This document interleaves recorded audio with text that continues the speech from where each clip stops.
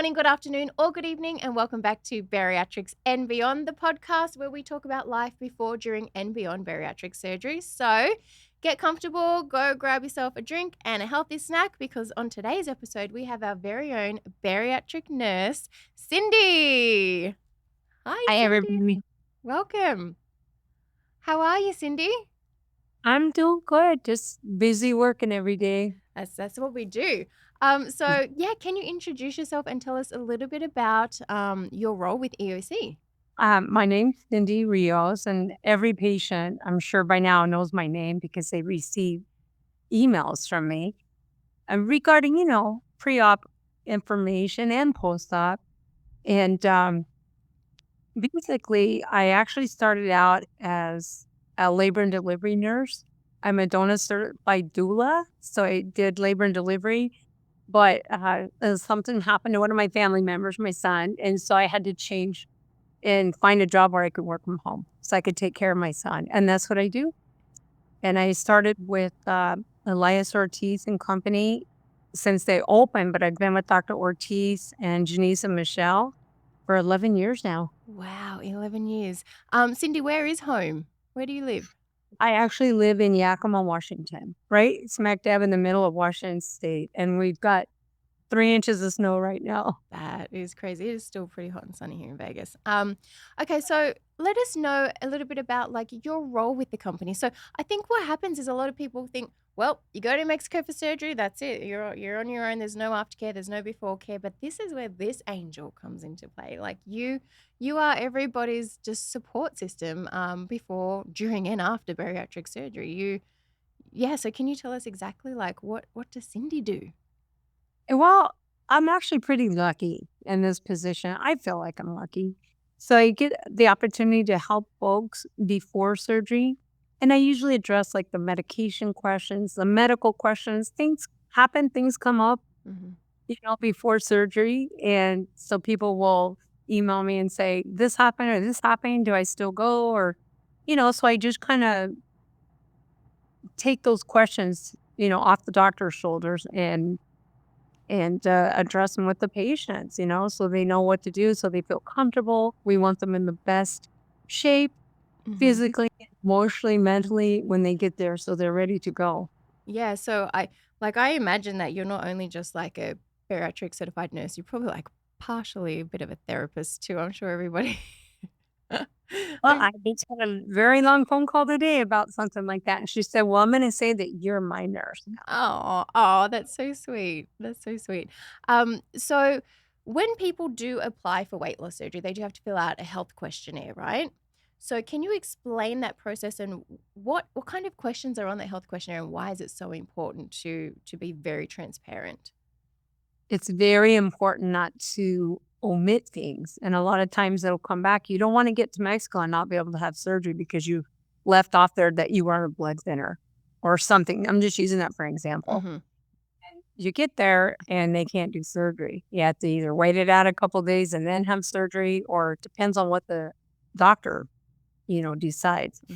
But the health questionnaire is actually very simple. Mm. It's pretty routine, like you see with your regular doctor and everything. If you were going to see a new doctor here in town, this is more specifically geared towards surgery. So it's super important to be detailed on there Mhm. and not to omit things, like to list all your medications. If there's no room, list them on the back page, on the last page. But be really clear about what type of medications, what previous surgeries you've had, Mhm. any type of genetic issues with blood or any other type of genetic issues or any clotting issues.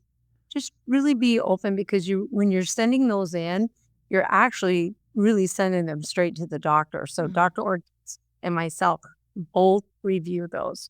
Mhm. If have more people looking at them, right? Right. And it's really important to be clear.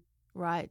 So yeah, Dr. Ortiz or what your surgeon of preference, they go through the health questionnaire, but you also are the extra set of eyes as well that goes through it. So it's like double and triple check. So that's really cool. So for people who okay, so they've sent in their application and then they've been approved for surgery.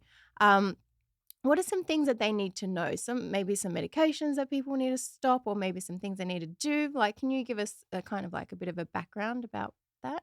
Absolutely. When I review those, I go over the medications and I give the doctor's instructions for each medication, when to stop them or to continue them as directed. There's a Mhm. lot of medications you do not have to stop, but there are some really important ones that you do have to stop. So pay attention to what the coordinator emails you back with your approval.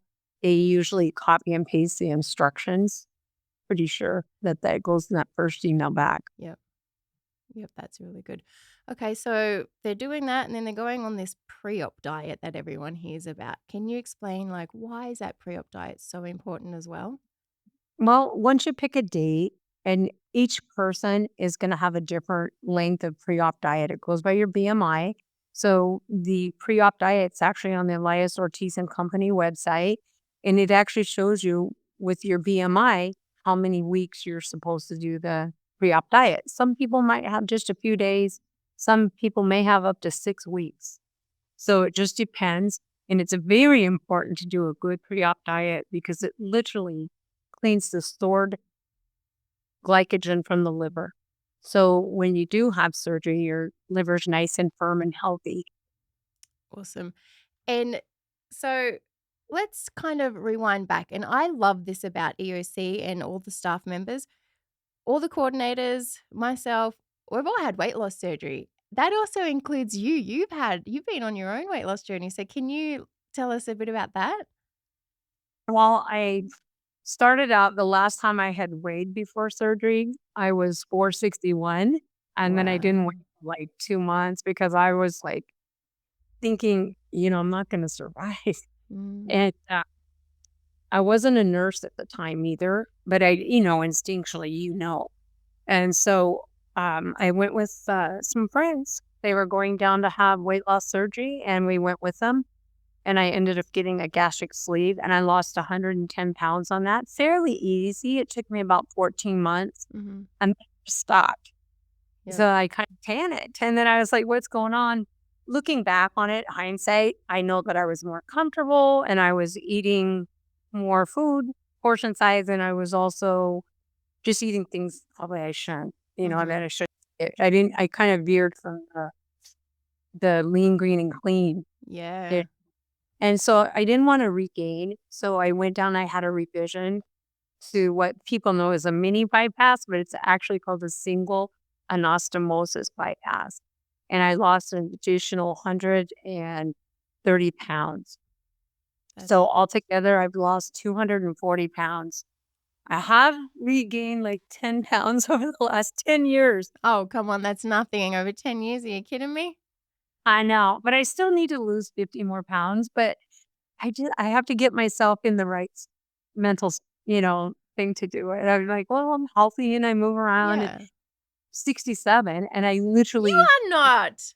Yes, I am, and I Get will be out of 68 in a month, and I only take vitamins and supplements, that's it. I had no idea. I was guys, before we started this just off camera, I always compliment Cindy on her skin. It's just so flawless. Like, you have the most glowing skin and, like, you're like porcelain. No, Wow. it's Eh, makeup. no, well, I mean, I need your makeup tips, Cindy. I don't use much skin makeup, I don't at all, I never have, but I Oh, just 'cause I beautiful. don't go out in the sun a lot. There, yeah, okay, that'll do it. But The Pacific Northwest, yeah, we have a lot of cloudy, rainy, cold days. I bet. So you had mentioned about lean, green, and clean, right? So do you want to like touch on that because that's pretty much like the basics of the pre-op diet, right?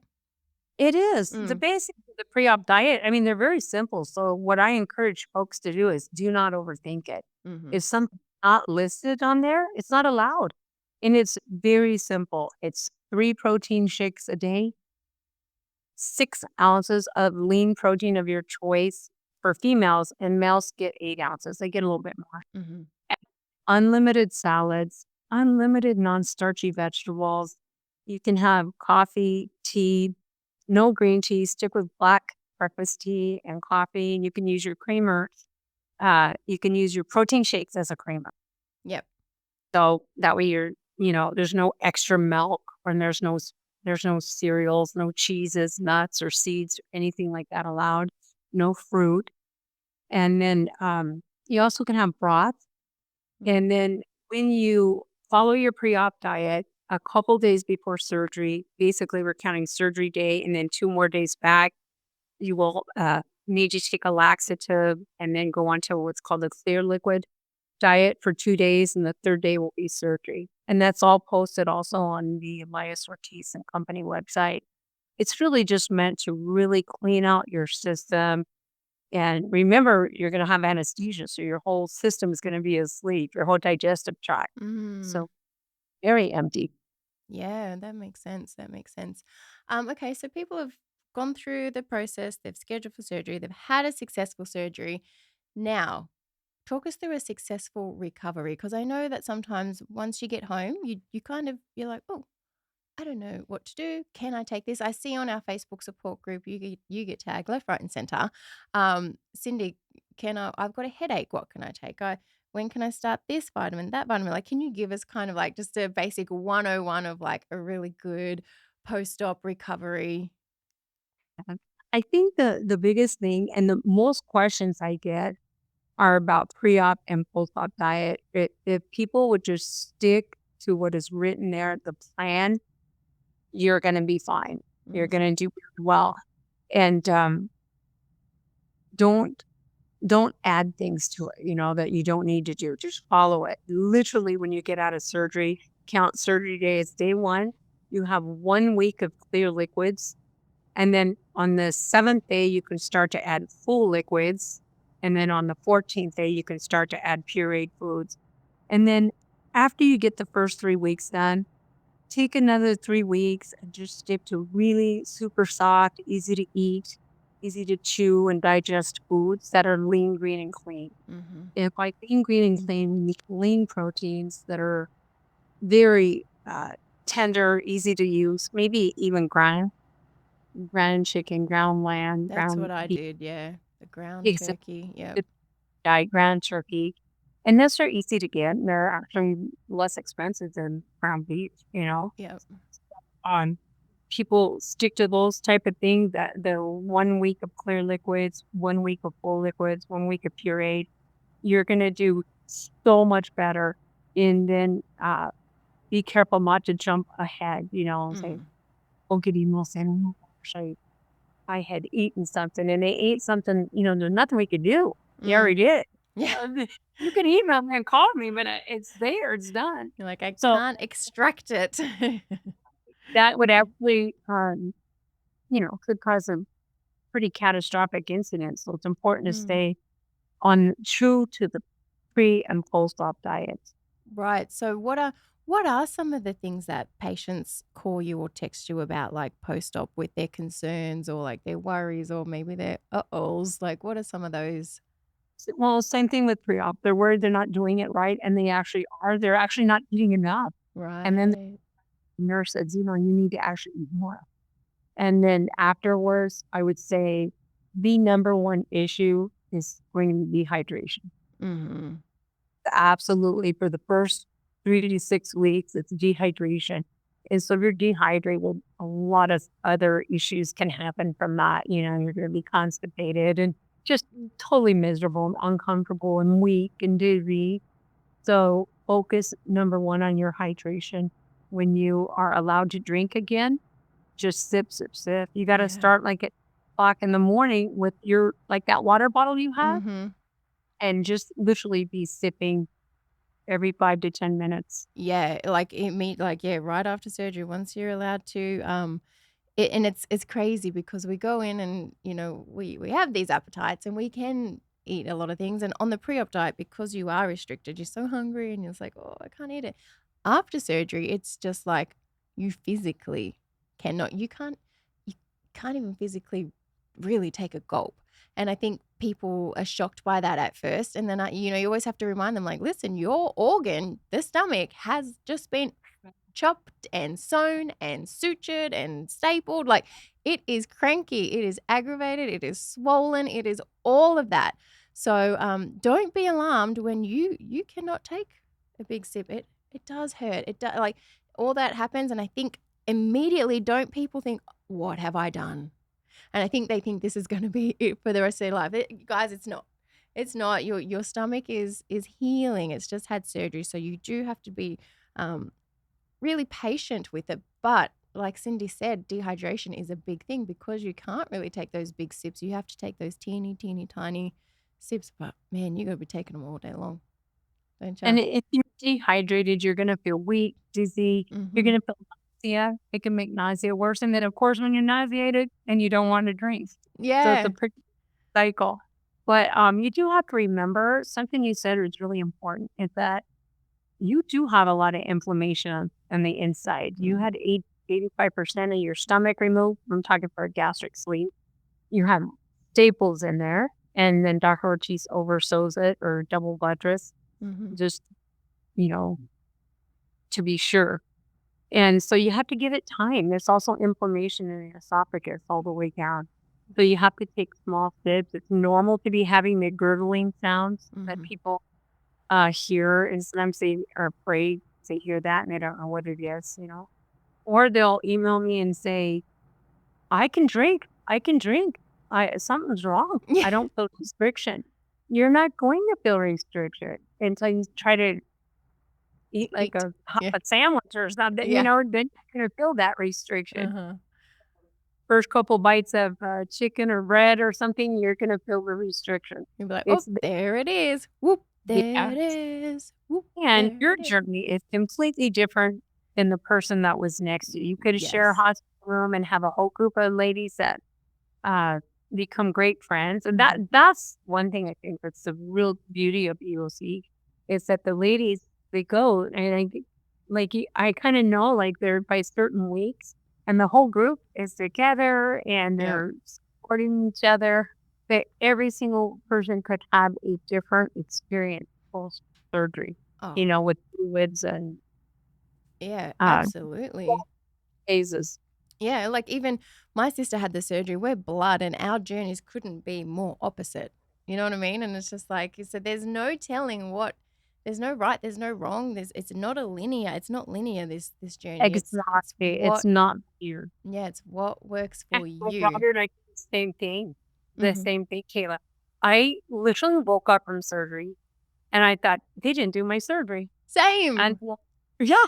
And I, of course, as a nurse, I wiggled my toes and I'm like, okay, everything's okay. And then I felt the drain. And then my daughter had surgery and she was just pretty miserable for Mhm. the first day. She was miserable and she would like tell me to leave the room. So I was like, let's go walk. Let's go do something. And she was like, enough. Go. Yeah. Leave me alone. I just wanna lay here and rot. That was Nicole. I woke up, like, fresh as a daisy. I was like, "Did I actually come out of anesthesia, like, singing and, like, speaking Spanish?" And I don't even know how to speak Spanish, and Nicole I remember Nicole going, "What? What are you saying?" And I go, "I'm speaking Splinglish." Which is my version of Spanglish, Splinglish. Speaking Splinglish, I remember saying that, and I just come out just talking Spanish, and singing. So and then when as soon as I woke up, like fully woke up, I was like, "Get me out of this blue hospital gown, get me in my pink robe, get my bow on, get my earrings in, and I want to go walking." So like I was fine. Now Nicole on the other hand, she was miserable. She kept just going she was so nauseated, and then she kept saying to me, "I just feel like my leggings are cutting my stomach." I'm like, "You don't have on any pants. You're not wearing legs. I don't know where this is coming from. How can I help you?" She's just like, "I don't know." It was yeah, so, like, it was just yeah, very, very different. So, um, good luck, everyone. Like, there's no Yeah. You Yeah. have to remember in the olden days, I had my surgery over 11 years ago, and they used to leave the drain in for like 3 days, and it was miserable. 3 Now days? it's maybe 24 hours, Yeah. maybe 30 hours, you know, depends. They have Hmm. to start up within the hallway and go start removing them, right? And Yeah. I think the drain can make people feel kind of miserable once in Yeah. a while. I think that I was the discomfort for me. but I don't think it's bad like it used to be because I don't get those complaints at all, like, literally never. Yeah, good, good. Now we were talking about getting up and walking after surgery. Can you explain like what do we mean by that and why is it so important? Well, you have to wait till they say you can get up Yeah, and walk, they'll come and check on you, and then they just wanna make sure that the anesthesia is wearing off so you don't fall. yeah. They don't too dizzy and fall.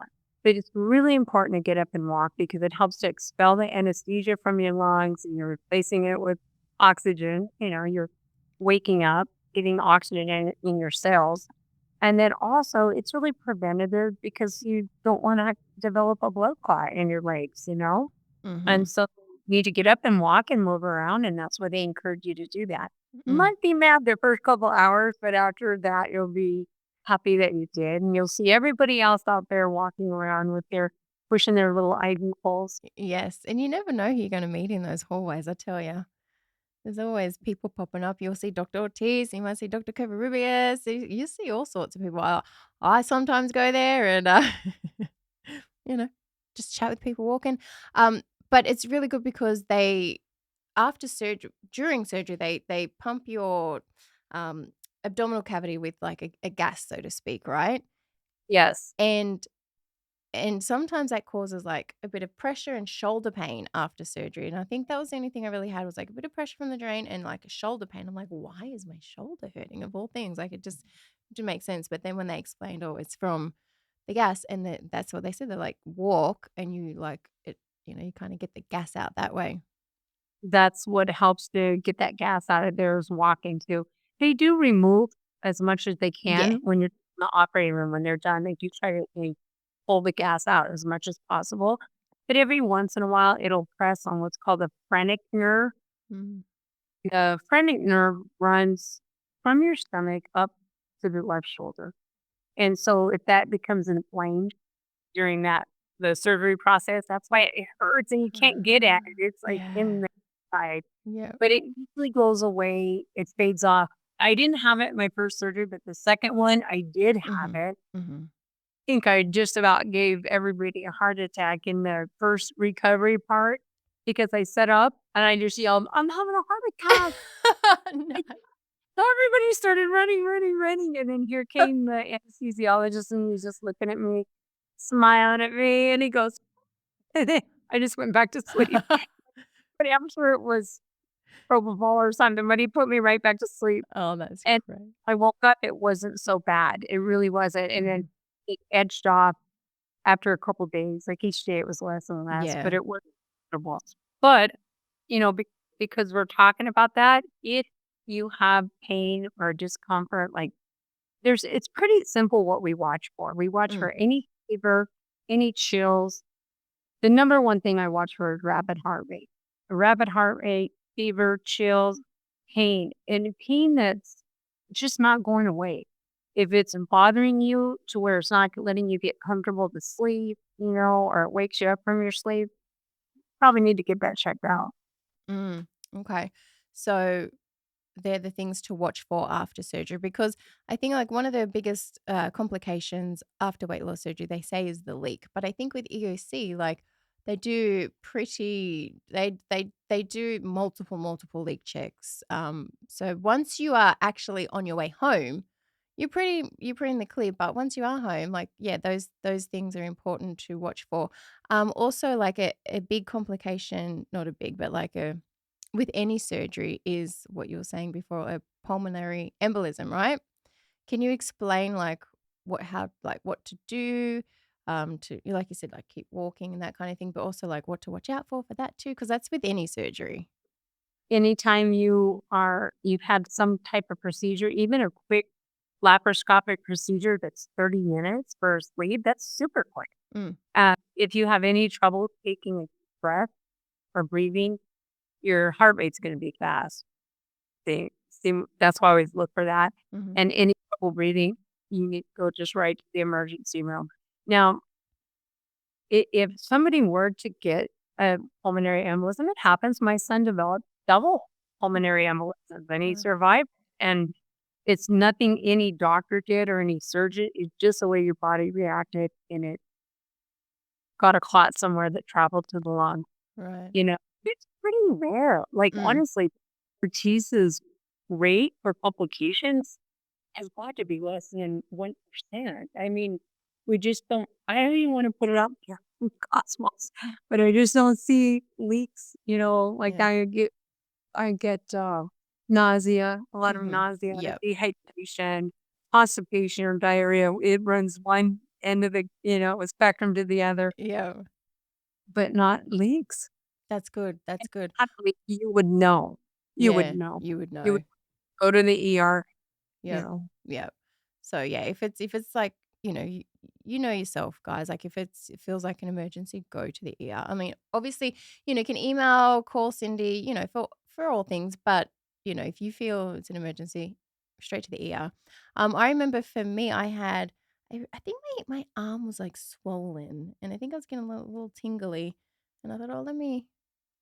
That actually that can happen. It's Mhm. usually arm where they put the IV. Yes. If any fluid infiltrated, we move around, we get up, and we use our arms to get up off the edge of the bed. Mm-hmm. And so we're kind of moving the needle around a little bit where the IV was. So that can happen. I literally have never had any kind of a superficial blood clot from an IV or in Mexico, and I've had several procedures done there. Mm. The only time I ever had one was when I was here in the United States, and I had Yeah. lithotripsy, and it was my nursing instructor that started the IV, and I ended up getting a superficial blood clot, and my arm was a little bit bigger Uh-huh. than the other arm for probably almost a year, and so I knew that it just took time to Time.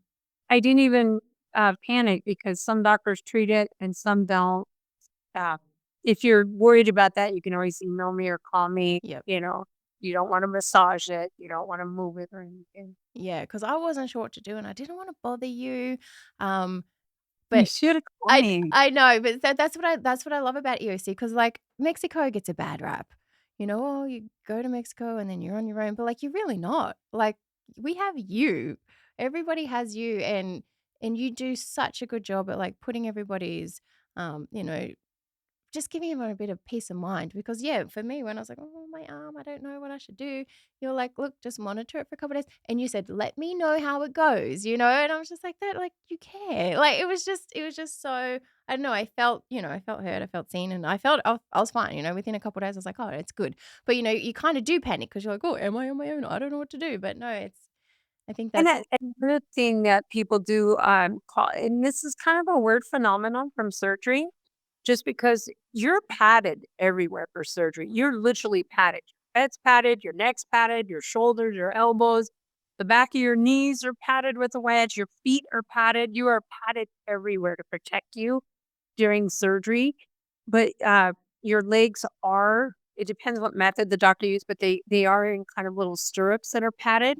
So you really are protected. I mean, like you're just like a in a little protective bubble, when yeah. you're sleeping, and you're completely covered. So you're completely covered, Hmm. the area of surgery. But once in a while, people will have weird tingly feelings on the outside of the thigh, on the outer aspect of the thigh. Hmm. And that's actually the position that the legs were in during surgery. Hmm. Yeah, I've been in the OR, you're right. People will go, "Oh, whose surgery did you go in and see?" And I'm like, "I've seen this much of, like, a stomach, like, you're completely covered." But they are kinda tilted a little bit, because Doctor Ortiz has to get in, so I feel like sometimes people are like, "Oh, I got a bit of a sore back." I'm like, "Might have just been the position you were laid in during surgery?" So, Absolutely. And you're yeah. in this protective bubble, Mhm. but they have to tilt you a little bit. So everything, the field where he's working, like they don't want it all to come up onto your lungs, right? So they Mhm. tilt a little bit.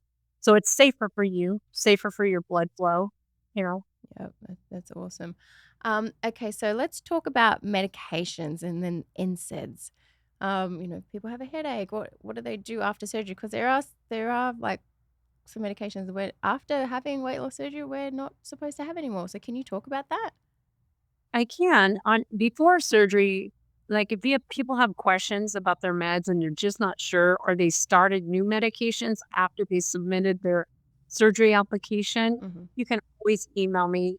I just need the name of the medication. I don't even need the The dose. I dosage. don't Okay. even need why you take it. I just need the name, and I will. guide you and let you know what doctor's instructions are.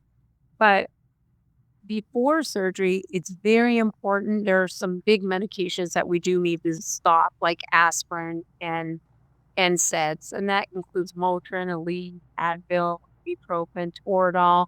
People forget, that those are NSAIDs, Mhm. you know, and they what they do is they don't really they affect the blood, so it's not as viscous. So that's actually a good thing in everyday life. That's why we take a PP aspirin, protective, Mhm. practically. But when you're gonna have surgery, it's not the best thing. You have to stop it 7 days before. And after surgery, pretty much the same thing. You wanna avoid aspirin, you wanna avoid NSAIDs. We don't really need Pepto-Bismol, especially if we've had a bypass. We can use other, liquid, antacids like Maalox, but you wanna skip Pepto-Bismol. You wanna stay away from steroids and NSAIDs. Now, if you've had a gastric sleeve, you have to really look at the labels of stuff because there's a lot of hidden NSAIDs, like in Excedrin. And in some of the Midol formulas, they Mhm. have aspirin in them. So you just gotta really read the labels, try to avoid it. Sometimes it's impossible and you will need an anti-inflammatory, like if somebody broke their ankle or Mhm. something, sprained ankle, or if they have heart issues and they have to take a baby aspirin. Dr. Ortiz will say that's okay, but then they need to be taking an antacid so it's protective of your stomach while you're on that medication. Ah. The NSAIDs actually affect the lining of the stomach. So usually it starts out pretty thick, but if we're constantly taking NSAIDs chronically over a long time, that lining, the mucus lining in your stomach gets thinner and thinner. And well, you're having surgery on that organ on your stomach. Mhm. You don't want that mucus lining really thin because you do have stomach acids and, create like an ulcer. So that's the main reason you don't want to get an ulcer in your stomach and you don't want to get an ulcer where there's any connections or anastomosis to the stomach. Wow, there you go, guys. Um, and then you you're a nurse, but you're certified in bariatrics, right? Absolutely too. Now there's different certifications. So I went for the best. Why not? It's ASMBS. Uh-huh. That was hard. It was pretty much just like taking the nursing. It's a big test, and it's a really good certification to have because they teach you extra specifically for bariatric Yeah. patients. Right. And so I'm actually really proud of that. That was hard to get, and I did it, and I've actually done it twice. You have to renew it every 4 years. Really? How long does that take to do? You have 3 hours. It's just like NSAIDs or the NCLEX for nurses. You're in a Okay. locked room.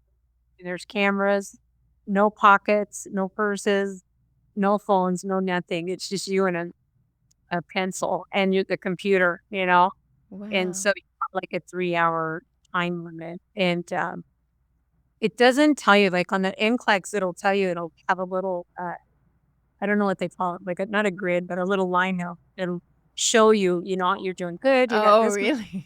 You get one wrong, it'll drop down. Like, So I'm like, ah! yes. And then it'll shut off at 69 questions.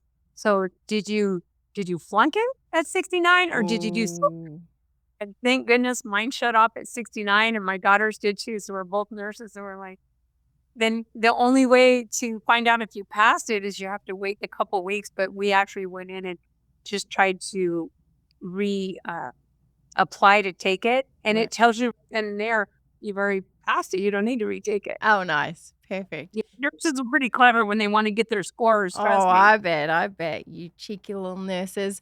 Um, Yeah. but you also stay up to date with, like, all the bariatric stuff because you go to all the conferences. So can you tell us a few of those conferences you've been to and where do these conferences take place? This last year, I haven't been to any because we're moving and buying homes and moving and selling homes, so my hands been pretty full, and my son, needs some extra, medical care right now, so but the conferences are really good, because they do help you stay on top of the most up to date and current changes. I mean, for example, when I had my sleeve, told you it was like 3.5 hours. Sometimes they were 4.5 hours. They were literally 30 minutes. Yeah, it's So just crazy. in the span of a decade, that's how much things have improved. And these doctors are so good at what they do. They can just do them. They don't mess around and they know exactly what they're doing. And a little bit different in the States. But anyways, it's important to stay up Yep. to date and current. For me, it's really important Yeah. because I don't want somebody the wrong information. Right. And there's always so many new procedures that are coming out. I know Dr. Ortiz, I think right now he's got a congress in Tijuana like today and tomorrow. And, they're doing like not necessarily like a new procedure, but, like one of the newer, you know, the way of the Yes. future kind of procedure. And then with the robot and all that kind of stuff, like the world of bariatrics is just rapidly changing. Isn't Right. that amazing? Oh, Like, I it's was crazy. in the video that they have on Facebook, and his hands were they Yeah. were Just like I his was like, little knobs. Yeah. "I'm, like, really too old." That's what I was thinking. I was like, "Video games." That's what he said it's like. And he said, like, there's gonna come a day where he can just be on vacation doing a surgery, like, you know what I mean? Or, like, teaching a surgery from the beach. I'm like, "Yeah, honestly, isn't it? Correct. See Isn't it?" how far the industry has come Yeah. in the last 10, 11 years, seriously. Yeah. Patients safer for it. The recovery time is so much quicker.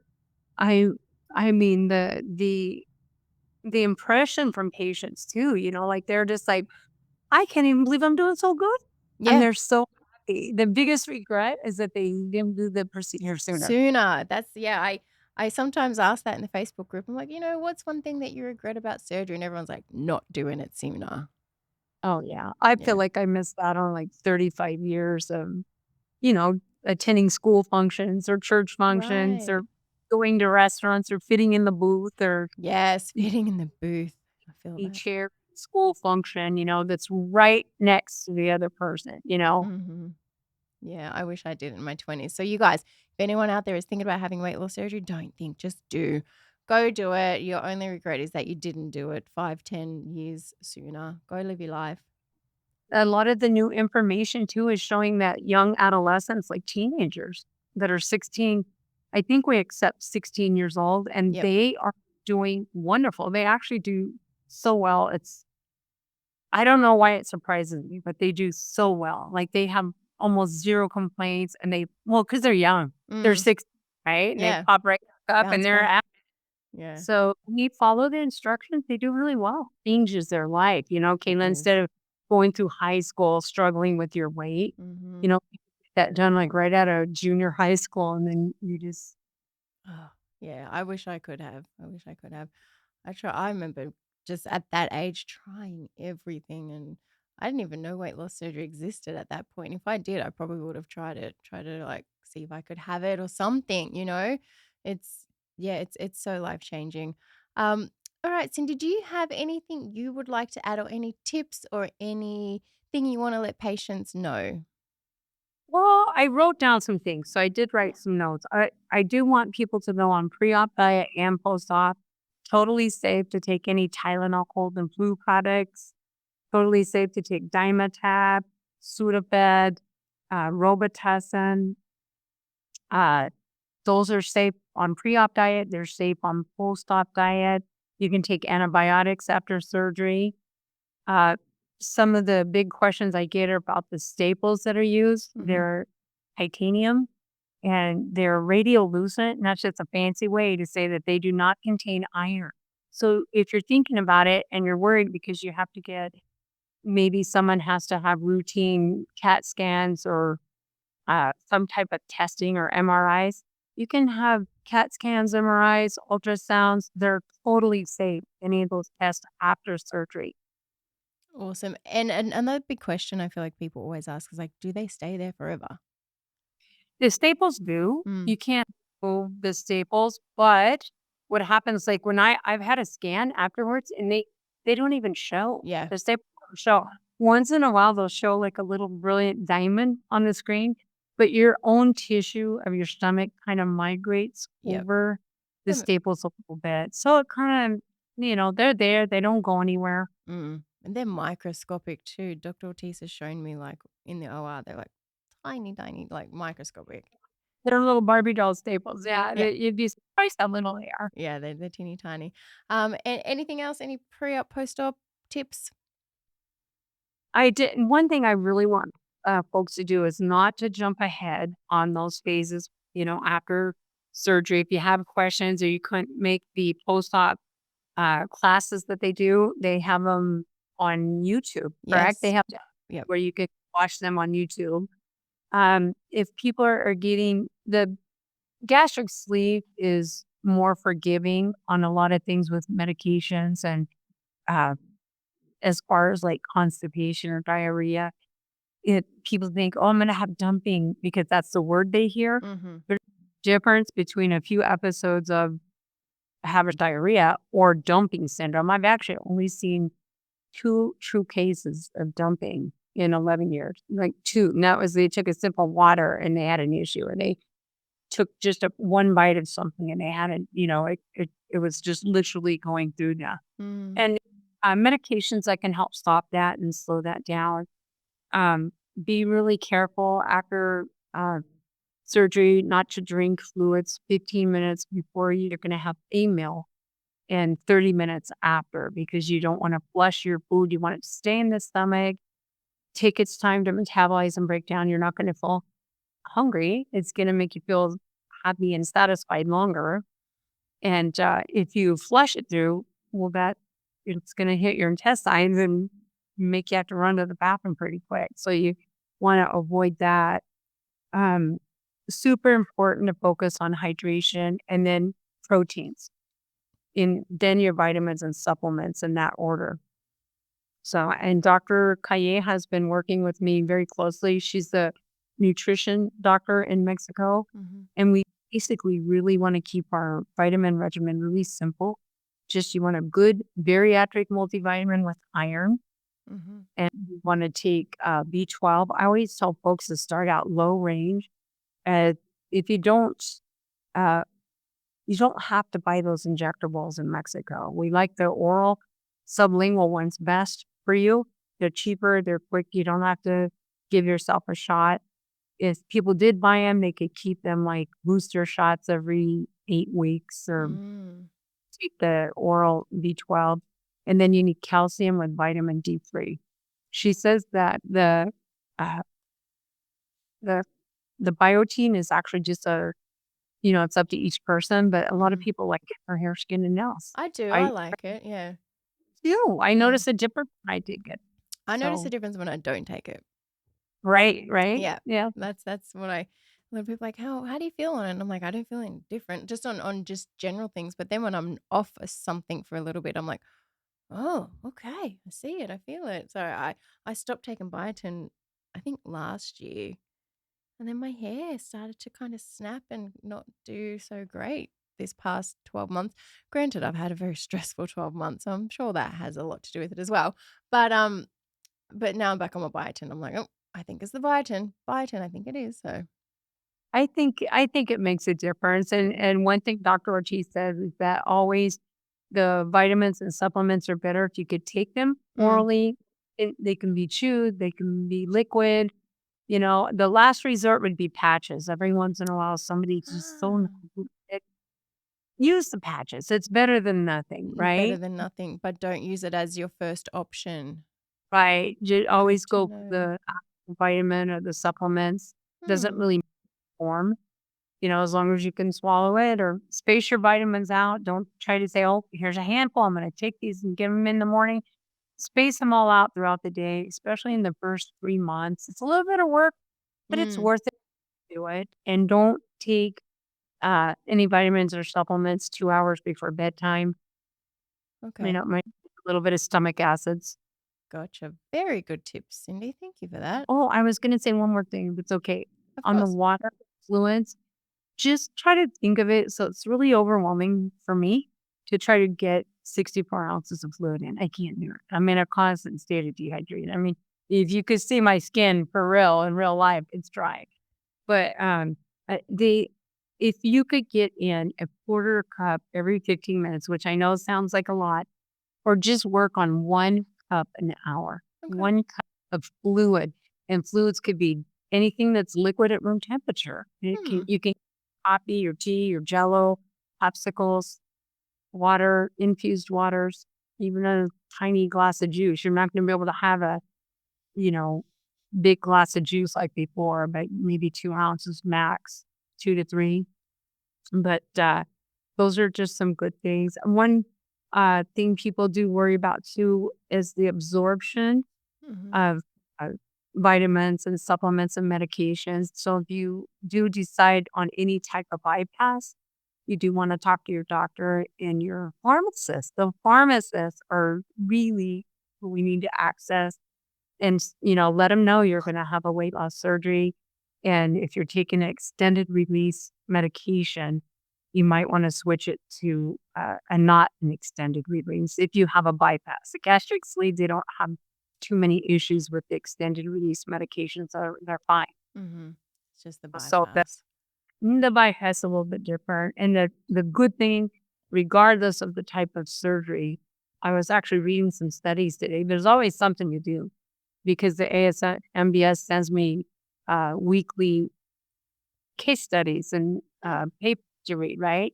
So I do try to stay on top of them. They're very interesting. They're Okay. actually really educational. But after surgery, the majority of people they will no longer need their cholesterol medication. They may be able to wean off fairly quickly of their hypertension medication and their diabetes medication, type 2, not That's but so cool.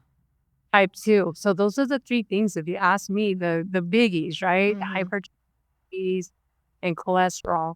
And it's amazing that I get emails every day. I got a couple today saying, "Hey, I'm 6 weeks out and I'm down 45 pounds. I no longer take my diabetes medication. I no longer take cholesterol or hypertension medication." And the person told me that before surgery, his resting heart rate was in the high 90s, 100s, and it was 65. And I hope he's Wow. okay with me sharing that because I Ah, didn't say, yep. but honestly, 65 from 100 That's sitting resting brilliant. was amazing. Just a couple Mm, months post-op. That Yep. barely, and that's Yeah. what it's about. That's what it's Hmm. about. Just learning to have a different relationship with food, of course, Hmm. and even though I'm the nurse, I still have my habits, and You're just, human. yeah, we're Yep. human. Yep. And, but it's learning about, you really look at things and you wanna do the best for your body, and you Quality want of life. want quality of life and to stay Yep. alive, and Yep. be healthy, strong, Yep. strong life, enjoy your life so you can participate and do things. Absolutely. It's all about the quality of life and yeah, just living and it's all those non-scale victories. I think so many times people get so hung up on like the number on the scale. It's far beyond that with weight loss surgery. 100%. Yeah. And you can go to 20 different sites, 20 different companies. They're gonna have a little bit of different information for the pre-op diet and for the post-op diet. They're gonna have different information for vitamins and supplements. So what I did was this is before I worked for them. I just looked at everything and I was like, well, this makes sense to me. I'm gonna do this and this and a little bit of that. Mhm. But with the EOC, I can tell the folks they really studied this a lot and they put a lot of Mhm. hours of studying and everything's evidence-based practice. I love it. I love it. So Well, getting through, right? yeah, we're very lucky. We're very lucky. So Cindy, thank you so much for being on this episode of Bariatrics and Beyond. And you guys, you all will interact with Cindy. You might see her little emoji icon on the Facebook page, but this is her beautiful face. So now you guys have a face to the name and to the emails. This is your pre-op, post-op bariatric care nurse, Cindy. Thank you, Cindy. It was Thank so you. good having you. Everybody. Hi, everybody. And we'll see you guys next week on Bariatrics and Beyond.